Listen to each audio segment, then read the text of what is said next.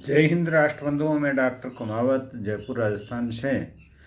जो अपने देश में एक महामारी कोविड के नाम से जो आई, उसने हर बुद्धिजीवी वर्ग को एक तरह से सोचने पे मजबूर कर दिया। चारों तरफ शरीर की इम्यूनिटी की बात हो रही है, चर्चाएं खूब हो रही हैं, लेकिन इसका जो मूल कारण है, इसकी शुरुआत कहाँ से हुई होती है, जिससे अपने पूर्वजों के समय में जो अपने मानव जीवन में मानव के शरीर की जो इम्यूनिटी थी, वो आज बिल्कुल धराशायी है। इसके मूल कारण की तरफ अगर अपन गौर करें तो महत्वपूर्ण बिंदु जो सामने आते हैं वो है अपने खाने पीने की जो दिनचर्या है, उसको एक तरह से बिल्कुल तहस नहस करके रख दिया। इसकी शुरुआत होती है एग्रीकल्चर से। अपने देश में जलवायु ऐसी है, सूर्य भगवान की एक ऐसी कृपा रहती है कि साल में 2-4 दिन को अगर छोड़ दिया जाए तो हर समय सूर्य की रोशनी से अपनी धरती प्रकाशवान होती है। और सूर्य की रोशनी के जो गुण हैं, उनसे हर आदमी लाभान्वित होता है, हर जीव भी लाभान्वित होता है, पेड़ पौधे भी लाभान्वित होते हैं। और इसी का एक अपने को वरदान मान लो कि अपना देश में जो जितनी भी एग्रीकल्चर की या जो भी जड़ी बूटियाँ, जो भी खाद्य सामग्री यहाँ पैदा होती है, इसकी गुणवत्ता नंबर 1 थी पूरे विश्व में। और इसको जब अंग्रेज़ों का शासन आया तो इन्होंने एक तरह से इस जो श्रृंखला थी, इसको तोड़ने की शुरुआत अंग्रेज़ों के द्वारा शुरू की गई, जो आज तक भी ये अपने देश में इसको आगे से आगे नए नए तरीक़ों से इस जो अपनी परंपराएं थी उनको एक तरह से तहस नहस करके रख दिया। इसी के कारण से अपने को एक शुद्ध जो खाद्य पदार्थ है वो नहीं मिल पा रहा है। तो मैं सभी किसान बंधु जो मेरे देश में अन्नदाता कहलाते हैं, उनसे मेरा आग्रह है कि ये जो पाश्चात्य संस्कृति अपन ने अपनाई है, वहाँ तो सूर्य भगवान बिल्कुल दिखते ही नहीं है। तो जो वहाँ जो चीज़ें काम में ली जाती हैं, उनको एक व्यापार करने के उद्देश्य से अपने देश पर थोप दिया गया और अपन उसका अनुसरण करते हुए अपनी इस धरती माँ को एक तरह से बंजर बनाते जा रहे हैं। बहुत सारे पेस्टिसाइड यूज में लेते हैं, यूरिया काम में लेते हैं, और हर तरह की जो भी पेस्टिसाइड अपन अपनी इस मातृभूमि में डालते हैं। हो सकता है कुछ समय के लिए अपने को लाभ मिला हो, लेकिन आज अगर हर काश्तकार की जो समस्या है वो ये है कि उसके घर में या उसकी जो जो खेती करता है, वो जो पहले जो खेती करके जो चीज़ें उत्पन्न करता था, उसकी जो लागत निकालते हैं और देखते हैं तो बिल्कुल किसान बिल्कुल आर्थिक स्थिति से एकदम कमज़ोर होता जाता है। फिर धीरे धीरे करके वो आंदोलन करना शुरू किया। आज भी एक बहुत बड़े आंदोलन के रूप में लोग जो केंद्र सरकार की जो नीतियां हैं उनके खिलाफ आंदोलित हैं।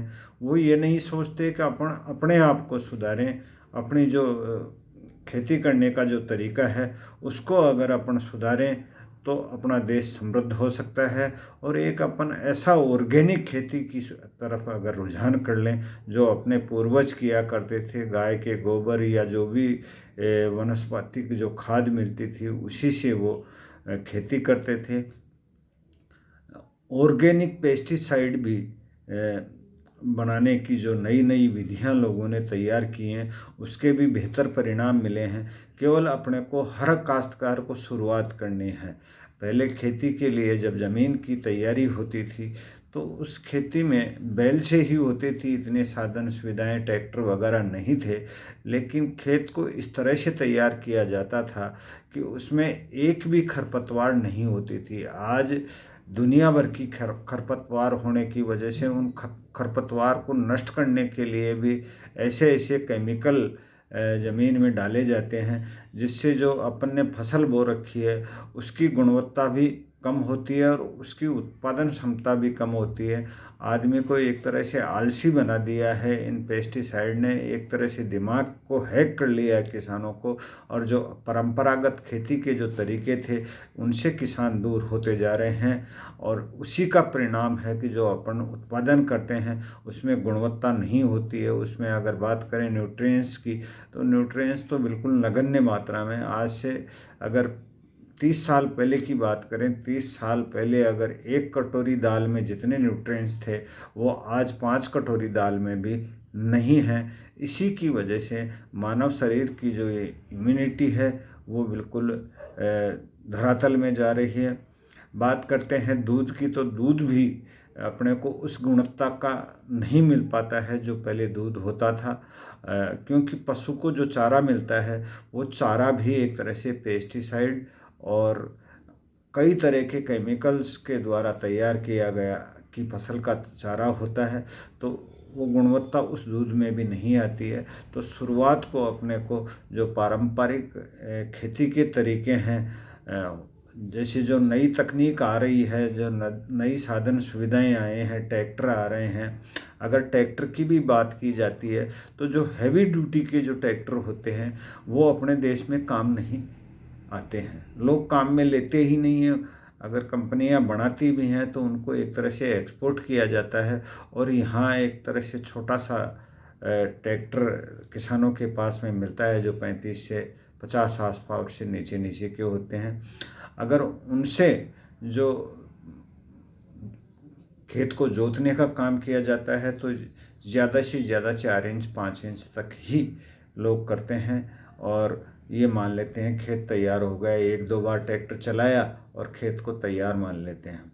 पहले गर्मी के मौसम में खेत जब पड़े रहते थे तो उनमें एक तरह से गहरी बैल से ही करते थे, लेकिन गहरी जुताई करके और उसको खुला छोड़ दिया जाता था, जिससे जो पत्तों की पत्ते वगैरह आंधी वगैरह में या हवाओं से जो चल कर करके या जो पानी के साथ में भी जो खाद आता था तो उस ज़मीन में बिल्कुल पूरी तरह से समायोजित हो जाता था।